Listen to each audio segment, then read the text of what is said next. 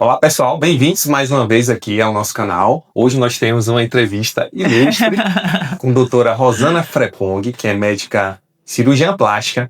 E vamos falar sobre estética, que vai muito além do corpo, né? Vamos falar de corpo, de alma, de bem-estar, como é que a gente precisa fazer para se sentir bem e enfrentar doenças crônicas, né? Perfeito. O canal RenTube, ele fala de saúde renal e de saúde de uma forma geral. Isso. E eu entendo, o canal entende, de que uma pessoa bem por fora é uma pessoa bem por dentro. Queria agradecer pelo convite, por aceitar o convite, né, doutora Rosana? Eu que agradeço, obrigada, Andrezinho, obrigada. Eu espero contribuir com vocês, porque a ideia de saúde ela é muito mais complexa e completa do que o que a gente lida no nosso dia a dia, né? Saúde não é só você estar com o seu corpo estável. A saúde ela envolve bem-estar físico, mental e espiritual. E eu costumo dizer que a cirurgia plástica, ela é a cereja do bolo de uma mudança interna que acontece nas pacientes. Então, assim, a paciente que chega aqui no consultório para fazer um procedimento, ela já vem de um processo de querer melhorar a própria imagem, gostar mais de si mesma, querer aprimorar aquilo que ela entrega para o mundo. Então, não é algo tão simples e tão fútil como as pessoas pensam. Tudo bem. Uma pergunta que é muito feita aqui é sobre pessoas que têm doenças crônicas, né? Certo. Então, pessoa que tem uma doença renal, tem uma doença cardíaca, se ela também é candidata a fazer uma cirurgia para melhorar algo que ela não esteja satisfeita. Perfeito. Assim, a doença crônica por si só não é um impeditivo à realização de procedimentos estéticos. Agora, o que a gente precisa analisar com muito critério é se essa doença está estável, se ela está sendo bem tratada, se ela está sendo tratada e bem tratada, se essa paciente está estável no momento que ela busca a cirurgia plástica para fazer o procedimento, ou o que é que a gente vai precisar ajustar para que esse procedimento cirúrgico não gere nessa paciente um prejuízo. Porque, assim, as pessoas não sabem, mas a cirurgia, falando de cirurgia, né, mas aqui no consultório a gente faz procedimentos minimamente invasivos também, que eu posso explicar. Mas, assim, a cirurgia, ela é encarada pelo organismo como um trauma, e ele gera uma resposta, que é a resposta endócrino-metabólica ao trauma. Endócrino-metabólica, por quê? Porque gera uma série de reações endócrinas e no metabolismo do corpo para resolver aquele trauma. Então, essas reações, num paciente que já tem uma doença crônica, podem causar um prejuízo maior do que o benefício que a cirurgia vai proporcionar. E é isso que a gente precisa analisar em consulta. Do tipo, eu tenho pacientes que têm doenças reumatológicas crônicas, eu tenho pacientes que têm doenças renais, que têm doenças cardíacas, como hipertensão, que é uma doença crônica, mas isso não é um impeditivo à realização do procedimento. Na verdade, é só a gente compensar e esse paciente consegue ir para a cirurgia de uma forma mais segura. Ou seja, não tem uma receita de bolo, né? Não tem. Cada paciente é visto como individual. Total. Então, a gente pode ter um paciente que tem uma doença renal e que pode fazer o procedimento, tem uma doença cardíaca, e tem outro que não pode, né? Naquele momento, talvez, não possa estar sempre, mas naquele momento ele pode ser que ele não tenha indicação.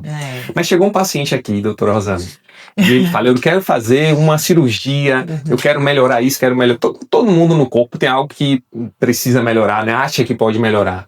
Mas como é que é feito isso? Há uma intervenção do médico no sentido de encaminhar o paciente ter autonomia plena para dizer, não, eu quero isso, vou mudar isso, e isso é seguido à risca.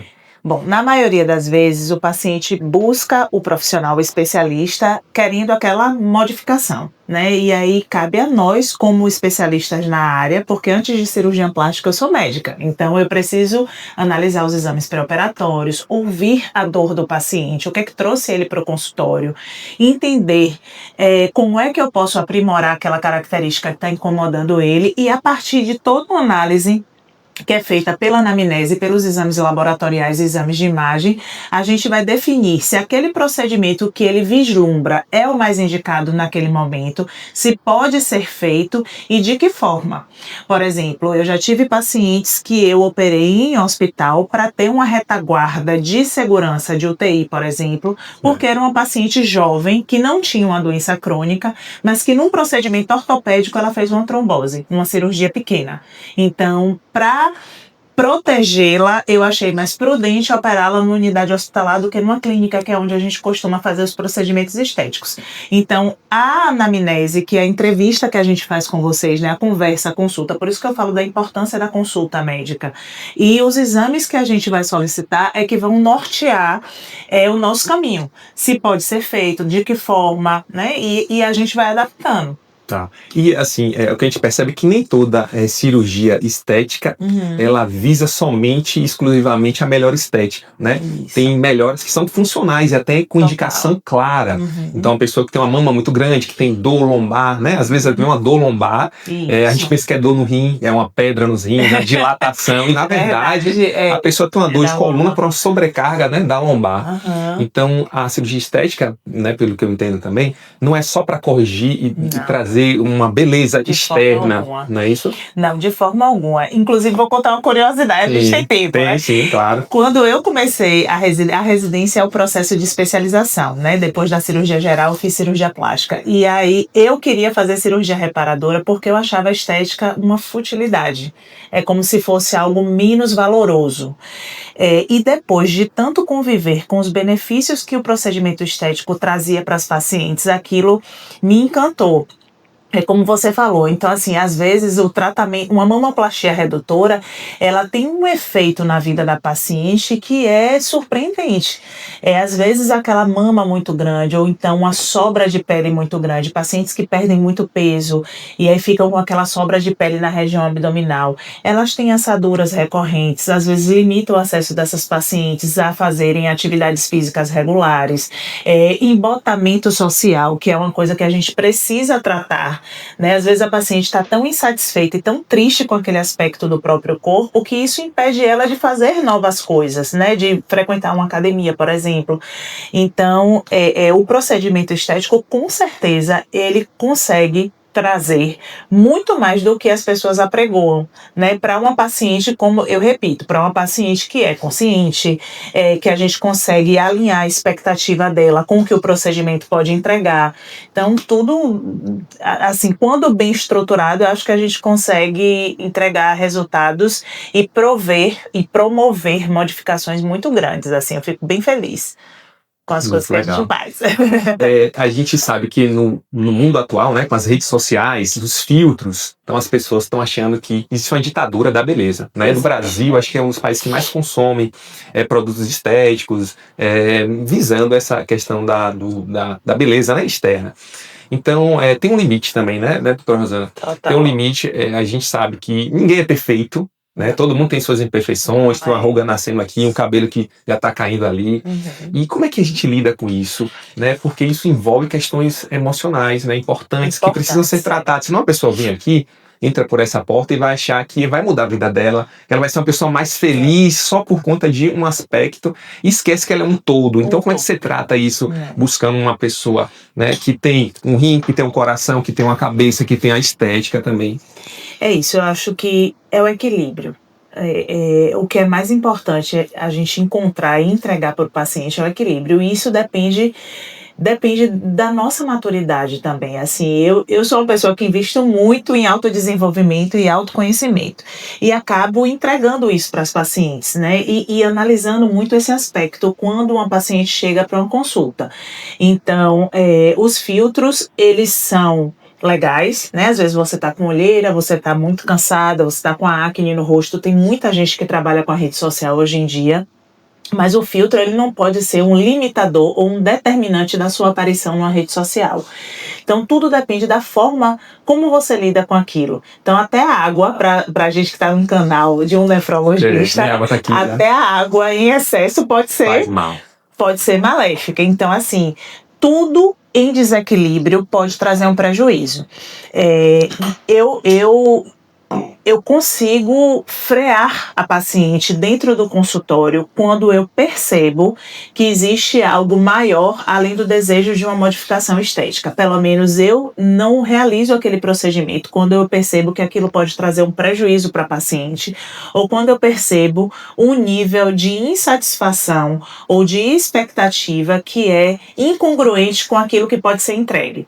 Então, assim, quando a paciente está passando por um problema gigantesco pessoal e ela ela acha que fazer um preenchimento ou um procedimento estético no rosto é o que vai resolver, eu trago ela, eu busco trazê-la para uma nova ótica, né? Para lançar um novo olhar diante daquele problema ali.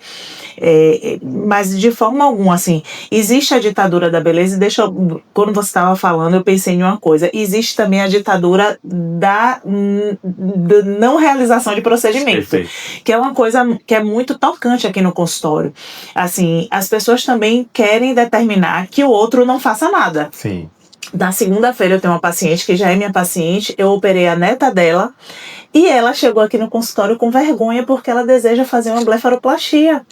E aí eu disse a ela, porque ela tem 74 anos de idade, e aí a gente conversando, eu falei, não é problema nenhum.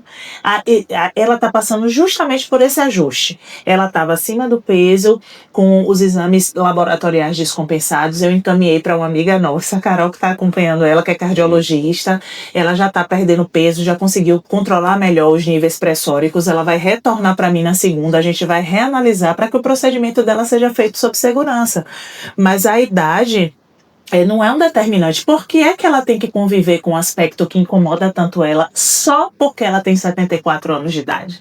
Eu já fiz preenchimento numa paciente de 85, a avó de um dos residentes da gente. Então, assim, é o equilíbrio, é você analisar, ter sensibilidade para entender se o procedimento vai realmente trazer um benefício e se aquela paciente, ela está entendendo o que está acontecendo, o que foi que trouxe ela para o consultório. Isso é importante. Muito bem. E o equilíbrio vem do bom senso, né? Então, a pessoa que entra aqui no consultório, doutora Rosana já sabe mais ou menos o processo, né? Do intraoperatório, do pós-operatório, o que esperar, quais são os benefícios que ela pode ter por conta dessa cirurgia.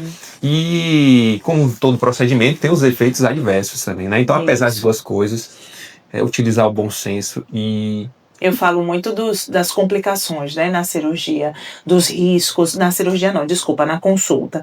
Então, assim, é importante a paciente entender que todo procedimento, e gravo muito vídeo falando sobre isso, todo procedimento ele tem riscos. E quando a gente faz os exames pré-operatórios, escolhe um local para operar, conversa com o paciente, examina vocês e indica determinada coisa para que a gente diminua os riscos. Mas não existe procedimento, seja ele minimamente invasivo, seja ele cirúrgico, isento de riscos. Mas a gente consegue controlar, né, e entregar da melhor forma, do tipo... ontem eu estava comentando com o André que eu fiz a terceira cirurgia de uma paciente. Por quê? Porque eu sabia que eu não ia conseguir realizar tudo em um tempo único. Porque realizar tudo num tempo único eu ia levar demais o risco em detrimento do benefício. E eu não ia ter possibilidade de fazer tudo de uma vez só. Então, esse bom senso e esse conhecimento mesmo, que é para isso que a gente estudou, é o nosso trabalho, é a forma como a gente devolve para a sociedade aquilo que foi entregue para a gente. Tudo isso em conjunto é que vai determinar um resultado satisfatório, eu acho. Muito bem, um papo muito rico aqui, esclarecedor, né, sobre essa área tão importante.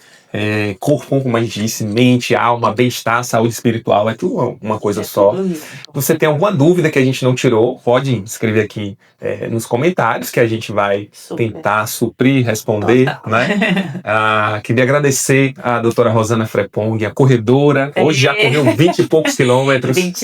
26 que está aqui, né, falando com a gente, trazendo informação de utilidade pública. Muito obrigado por você ter aceitado o convite e esclarecido sobre essas perguntas. Eu que agradeço. Eu fico feliz, eu tenho um desejo no meu coração de que assim como eu fui encantada pela cirurgia plástica no sentido de entender melhor a especialidade, entender que é uma especialidade que envolve muita ciência por trás e que pode trazer muitos benefícios para as pacientes, a minha ideia, eu não gosto de falar minha missão, porque eu acho meio presunçoso, mas assim, eu tenho esse desejo no meu coração de que as pessoas entendam que a cirurgia plástica é muito além daquilo que é veiculado nas redes sociais e que a gente consegue entregar coisas muito bacanas e muito bonitas para as pacientes, não só esteticamente falando, mas assim, mudanças, contribuir com a mudança que elas estão querendo para a vida delas. Trazendo qualidade de vida. Delas e deles, né? Delas e deles, isso que eu ia falar também.